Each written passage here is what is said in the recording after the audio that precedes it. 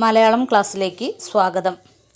അടിസ്ഥാന പാഠാവലിയിലെ ഓണം അന്നും ഇന്നും എന്ന പാഠഭാഗത്തിൽ നമ്മൾ കഴിഞ്ഞ ക്ലാസ്സിൽ പറഞ്ഞ കാര്യങ്ങളൊക്കെ ഓർക്കുന്നുണ്ടാവും.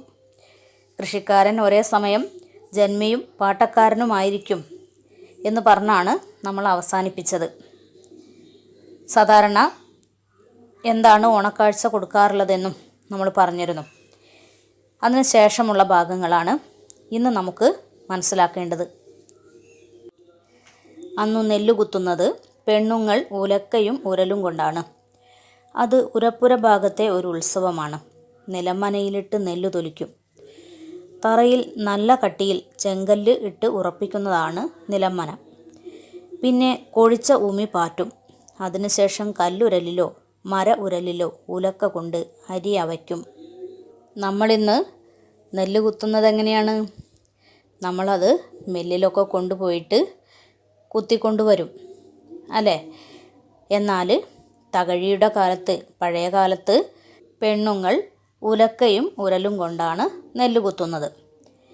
ശരിക്കും അതൊരു ഉത്സവം തന്നെയാണ്. ഉരപ്പുര ഭാഗത്തെ ഉത്സവം എന്നാണ് തകഴി പറയുന്നത്. എന്താ ഉരപ്പുര എന്ന് പറഞ്ഞാൽ? നെല്ല് കുത്തുന്നതിനായി പ്രത്യേകം പണിത പുരയ്ക്കാണ് ഉരപ്പുര എന്ന് പറയാം.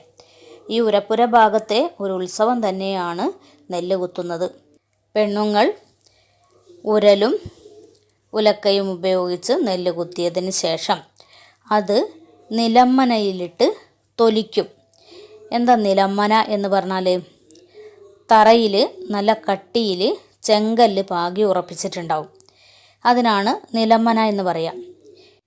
നെല്ലിൻ്റെ തൊലി കളയുന്നതിന് വേണ്ടി ഈ ഉറപ്പിച്ച ചെങ്കല്ലിലിട്ടിട്ട് നെല്ല് കുത്തും. ഇങ്ങനെ കുത്തിയെടുക്കുമ്പോൾ അരിയും ഉമിയും ഒരുമിച്ചാണ് ഉണ്ടാവുക. അതിൽ നിന്ന് ഉമി പാറ്റിക്കളയണം. ഉമി എന്ന് പറഞ്ഞാൽ നെല്ലിൻ്റെ പുറന്തോടാണ് ഉമി എന്ന് പറയുന്നത്. പിന്നീടുള്ള പണി അതാണ്. അതായത് ഇതിൽ നിന്നും ഉമി പാറ്റുക, അതായത് കൊഴിച്ച ഉമി പാറ്റും. അതിനുശേഷം കല്ലിലോ മര ഉരലിലോ, അതായത് കല്ലിൻ്റെ ഉരലുണ്ടാവും, മര ഉരലുണ്ടാവും, അതിലേതെങ്കിലും ഒന്നിലിട്ട് ഉലക്ക കൊണ്ട് അരി അവയ്ക്കും. അരി അവയ്ക്കുക എന്ന് പറഞ്ഞാൽ അതിൽ തവിട് മാറ്റുക. കല്ലിൻ്റെ ഉരലിലോ മര ഉരലിലോ ഇട്ടിട്ടാണ് ഉലക്ക കൊണ്ട് അരിയിലെ തവിട് കളയുന്നത്. നെല്ല് കുത്തിയാൽ നമ്മൾ കാണുന്നത് ചുവന്ന നിറത്തിലുള്ള അരിയായിരിക്കും അല്ലേ? അപ്പോൾ അതിലെ തവിട് മാറ്റുന്നതിനാണ് നമ്മൾ അരി അവയ്ക്കുക എന്ന് പറയുന്നത്. ഇതിൽ പല വാക്കുകളും ഇന്നത്തെ തലമുറയ്ക്ക് പുത്തനായിരിക്കും. ചെറുപ്പക്കാരായ സാഹിത്യകാരന്മാർക്ക് പോലും ഇത് മനസ്സിലാകില്ലായിരിക്കും. തെള്ളി തവിടും മാറ്റിക്കഴിഞ്ഞ് പിന്നെയും അത് മിനുക്കുകയെന്ന് വരും. അതിനെല്ലാം പ്രത്യേകം ഉലക്കകളുണ്ട്. 3-4 ദിവസം രാപ്പകൽ പെണ്ണുങ്ങളുടെ ജോലി ഓണനെല്ല് കുത്തുകയാണ്. അതൊരു ആഘോഷം തന്നെയാണ്. നമ്മളിതുവരെ ഉരൽ, ഉലക്ക, ഉരപ്പുര, അതേപോലെ നിലമ്മന എന്നൊക്കെ പറഞ്ഞു. ഉമി പാറ്റുക എന്ന് പറഞ്ഞു, അരി അവയ്ക്കുക എന്ന് പറഞ്ഞു. ഇതിൽ പല വാക്കുകളും ഇന്നത്തെ തലമുറയ്ക്ക് പുത്തനായിരിക്കും.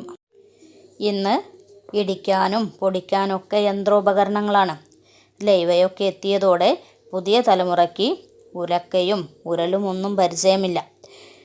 അതുപോലെ അവർക്ക് നിലമ്മന എന്ന് പറഞ്ഞാൽ, ഉരപ്പുര എന്ന് പറഞ്ഞാൽ അതൊന്നും അറിയില്ല. കാരണം ഇന്നത്തെ കാലത്ത് നമ്മൾ ഇതൊന്നും എവിടെയും കാണുന്നില്ല. അതുകൊണ്ട് തന്നെ പുത്തൻ തലമുറയ്ക്ക്, അതായത് ഇതൊക്കെ അപരിചിതമാണ് എന്നാണ് തകഴി പറയുന്നത്. മാത്രമല്ല അദ്ദേഹം പറയുന്നത് ചെറുപ്പക്കാരായ സാഹിത്യകാരന്മാർക്ക് പോലും ഇത് മനസ്സിലാകില്ലായിരിക്കാം എന്നാണ് പറയുന്നത്. ഇനി എന്താ പറയുന്നത് നോക്കൂ. തെള്ളി തവിട് മാറ്റിക്കഴിഞ്ഞ് പിന്നെയും അത് മിനുക്കിയെന്ന് വരും.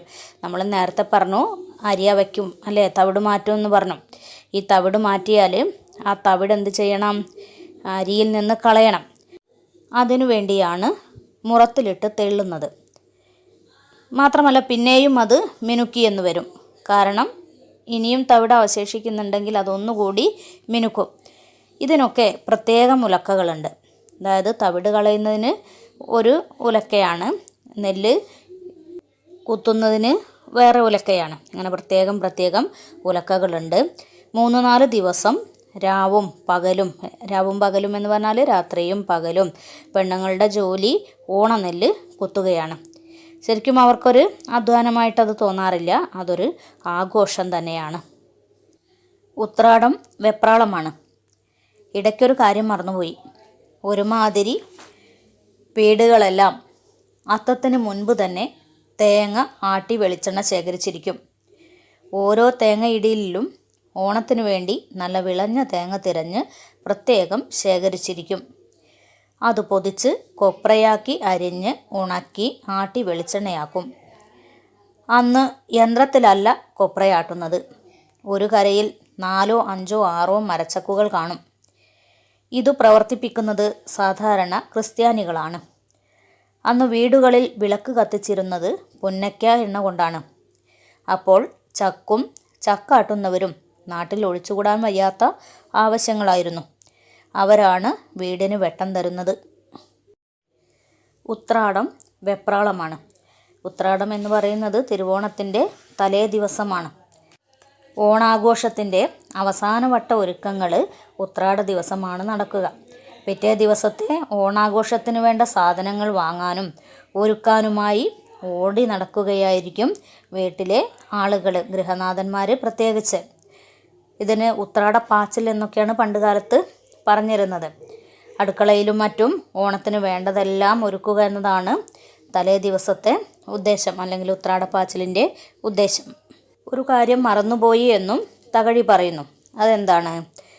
അതായത് ഒട്ടുമിക്ക വീടുകളിലും അത്തത്തിന് മുൻപ് തന്നെ തേങ്ങ ആട്ടി വെളിച്ചെണ്ണ ശേഖരിച്ചിരിക്കും. അതായത് ഓണത്തിനുള്ള വെളിച്ചെണ്ണ നേരത്തെ തന്നെ ആട്ടി ശേഖരിച്ചിരിക്കും. ഓരോ തേങ്ങ ഇടയിലും ഓണത്തിന് വേണ്ടി എന്ത് ചെയ്യും? നല്ല വിളഞ്ഞ തേങ്ങകളൊക്കെ തിരഞ്ഞിട്ട് അത് പ്രത്യേകം മാറ്റി വച്ചിരിക്കും. അതാണ് ആട്ടിയിട്ട് ഓണത്തിന് വേണ്ടിയുള്ള വെളിച്ചെണ്ണ ഉണ്ടാക്കുന്നത്. ഈ തേങ്ങ പൊതിച്ച് കൊപ്രയാക്കി അരിഞ്ഞ് ഉണക്കി ആട്ടിയിട്ടാണ് വെളിച്ചെണ്ണ ഉണ്ടാക്കുന്നത്. നമ്മൾ ഇന്നത്തെ പോലെ കടകളിൽ പോയി വെളിച്ചെണ്ണ വാങ്ങിയിട്ടല്ല, അല്ലെങ്കിൽ ആ വെളിച്ചെണ്ണ ഉപയോഗിച്ചിട്ടല്ല ഓണത്തിനുള്ള സദ്യകൾ ഉണ്ടാക്കുന്നത്. വീട്ടിലുള്ളവർ തന്നെ അവിടെയുള്ള തേങ്ങ ഉണക്കി വെളിച്ചെണ്ണയാക്കി ഓണത്തിനുള്ള സദ്യയ്ക്ക് വേണ്ടി മാറ്റി വയ്ക്കുന്നു. അതുപോലെ ഇന്നത്തെ പോലെ അന്ന് യന്ത്രത്തിലല്ല കൊപ്രയാട്ടുന്നത്. ഒരു കരയിൽ 4, 5 മരച്ചക്കുകൾ ഉണ്ടായിരിക്കും.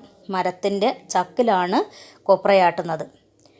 ക്രിസ്ത്യാനികളാണ് മിക്കവാറും ഇത് പ്രവർത്തിപ്പിക്കുന്നത്. അതുപോലെ പഴയ കാലത്ത് വിളക്ക് കത്തിച്ചിരുന്നത് പുന്നയ്ക്ക എണ്ണ കൊണ്ടാണ്. പുന്നമരം എന്ന് നിങ്ങൾ കേട്ടിട്ടുണ്ടാവും. അതിൻ്റെ കായ കൊണ്ടുള്ള എണ്ണ കൊണ്ടാണ്. അതുകൊണ്ട് തന്നെ ചക്കാട്ടുന്നവർ നാട്ടിൽ ഒഴിച്ചുകൂടാൻ വയ്യാത്ത ആവശ്യങ്ങളായിരുന്നു. കാരണം വിളക്ക് കത്തിക്കുന്ന എണ്ണ, അതേപോലെ നമ്മൾ വീട്ടാവശ്യത്തിന് ഉപയോഗിക്കുന്ന കൊപ്രയാട്ടിയിട്ടുള്ള എണ്ണ, ഇതിനൊക്കെ എന്ത് വേണം? ആട്ടാൻ ചക്കുകൾ വേണം. അതുകൊണ്ട് നാട്ടിൽ ഒഴിച്ചുകൂടാൻ വയ്യാത്ത ആവശ്യങ്ങളാണ് ചക്കും ചക്കാട്ടുന്നവരും. അവരാണ് വീടിന് വെളിച്ചം നൽകുന്നത്. അതായത് വീട്ടിൽ വിളക്ക് കത്തണമെങ്കിൽ ആര് വേണം? ചക്കും ചക്കാട്ടുന്നവരും വേണം. കാരണം പുന്നയ്ക്ക എണ്ണ കൊണ്ടാണ് വീടുകളിൽ വിളക്ക് കത്തിച്ചിരുന്നത്. ഓണവുമായി ബന്ധപ്പെട്ട് തകഴിക്ക് ഇനിയും ഒരുപാട് അനുഭവങ്ങൾ പങ്കുവയ്ക്കാനുണ്ട്. അത് നമുക്ക് അടുത്ത ക്ലാസ്സിൽ പറയാം.